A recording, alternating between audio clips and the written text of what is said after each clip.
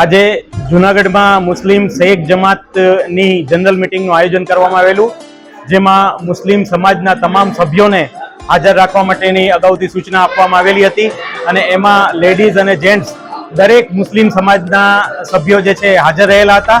અને એ જે જનરલ મિટિંગનું આયોજન કરવામાં આવેલું હતું, જનરલ મિટિંગની જમાતની સાથે જે બાળકો જે છે એમણે 2024-25ની અંદર જે છે એ વધારે પર્સન્ટેજ મેળવેલા છે અને શેખ જમાતનું નામ જે રોશન કરેલું છે એના માટે એમની હોસલો બુલંદ કરવા માટે અને એમને પ્રોત્સાહિત કરવા માટે ઇનામ માટેનું આયોજન કરવામાં આવેલું હતું.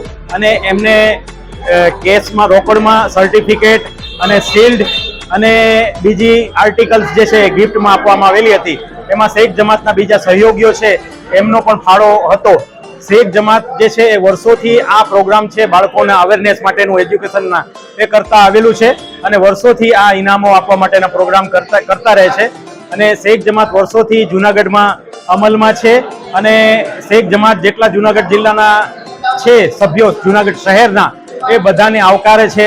નવા મેમ્બર્સ છે એમને પણ આવકારે છે અને શેખ જમાતમાં જે છે એ બધા આવી અને પોતાનો જે હાથ મજબૂત બનાવે એવી અમારા પ્રમુખ જે છે હાજી ઇકબાલભાઈ, અમારા હાજી અનવરભાઈ, હાજી યુસુફભાઈ, અમારા કારોબારી સભ્યો, એ બધાની એવી ઉમ્મીદ છે કે શેખ જમાત છે એ વર્ષે ને વર્ષે પ્રગતિ કરે અને શેખ જમાત છે એક સારું જમાતખાનું, એક બીજા મોટા મોટા ડોનેશન મળે અને એ રીતે એક આયોજન કરી, કારણ કે બધા જમાતોના આજે જૂનાગઢમાં જમાતખાના છે.